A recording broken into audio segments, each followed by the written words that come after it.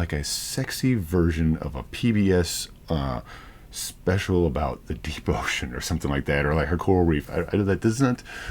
I don't know if that's a really. I don't think that's going to be in the back of any book jackets. Mermaids and mermen. I mean, that's a real big trope in like romance and erotic fantasy fiction. So I picked up the Mer-Lovers collection by Tasman Lay. I found myself really pulled in to this story. It's 3 stories, right? They're all novels, I would say. They're almost, the second one is really more of a novella. I did the Audible version, and that came in around 7 hours of listening at regular speed. And the first story, it sort of leads into this character who wants to have a child, but she's struggling to have one with her husband. Her husband doesn't seem to care. He doesn't care about her or whatever. So she's kind of going to end it, and then she sort of gets rescued by this merman, and then things happen from there. But it was somewhere maybe a third of the way through that story where I kind of thought, I kind of like this. She does a great job of building this mythology of these merfolk. And even though there is copious amounts of sex, even though there's that, and fairly vividly described, it kept pulling me back in.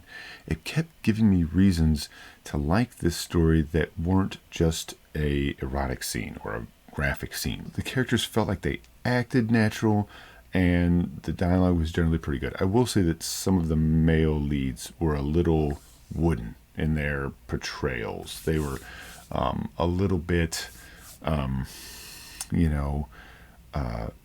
little too physically perfect, and maybe, that's fine. I mean, we are reading romance and erotica, so okay, that's expected. Almost stoic, or like I said, just kind of very unemotional, and just sort of holding everything back. I felt that it was a little strong, but ultimately, I don't know, those characters sort of opened up and sort of became a lot more open with their emotions and with their expression. So while they started that way, and at least for the first 2 stories, the male leads were like that sort of faded or kind of eroded a bit. They still stay that way, but that could just be the way those characters are written. And I mean, when you're writing for a genre, you're writing, your characters will follow certain tropes, and so that specific character model is a trope, I'm sure, and it's just sort of following that. But it wasn't. Tasman Lay didn't seem super attached to it. She didn't just slap that placeholder down and just go with it. She definitely did something with it, and really great descriptions, and like I said, the relationship building and the sort of romance and the characters' inner dialogue and thoughts all felt very natural and well developed. So it made those erotic scenes, those sex scenes, it made them very meaningful, made them a lot more impactful and emotional. The only gripe I really have is that there's in the first story there's a lot of world building about merfolk culture, which was interesting, but more about just like exploring this ocean, right, under the sea. And I wanted more of that. I would love to see, and I don't know if it happens. I know there's more stories in this collection.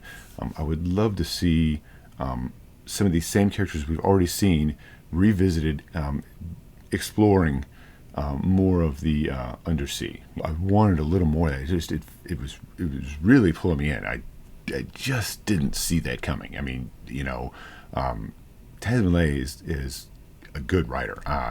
She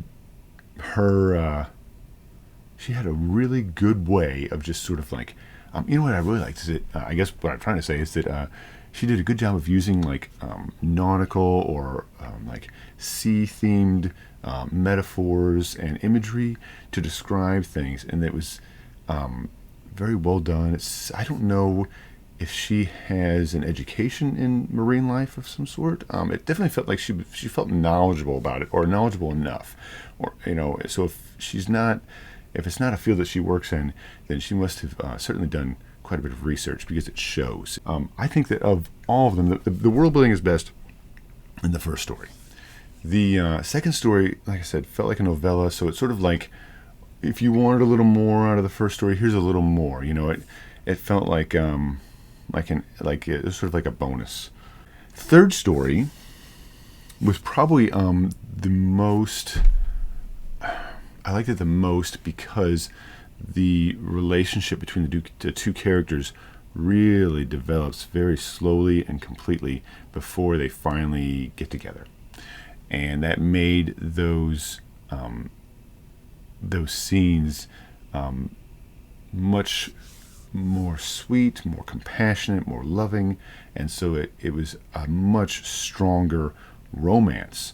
And I think that the romance element really, really stepped forward in that third story and made it just great. You don't get what you got in the first two stories, where there's an encounter very early in the story. You don't get a whole lot of that. Not that you don't get anything. When the two main characters finally come together, you have to wait a little while for that to happen.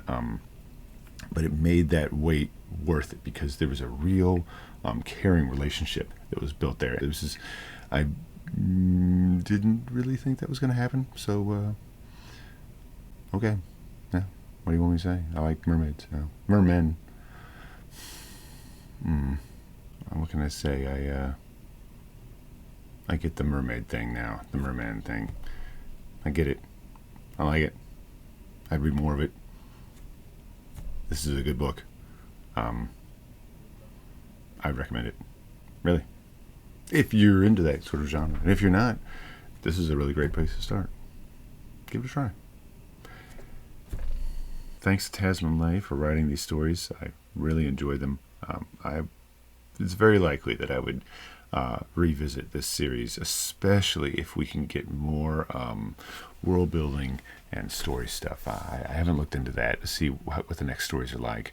But I would love to see these same characters explored a little bit more, instead of just sort of we said we know, oh, they're happy and they're doing their own thing now. I would love to see some of these characters kind of their story to continue. So I'm hoping that we get that, but we'll see. You can give the Mer-lovers collection a shot. She's got a bunch of other series which I don't really know much about. There was a sample in the audiobook for another one that was a centaur series. I don't know that I'm as into the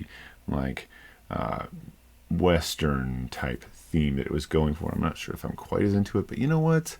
I wasn't super into merfolk stuff until about 7 hours of audio listening ago. So what the hell do I know? See ya.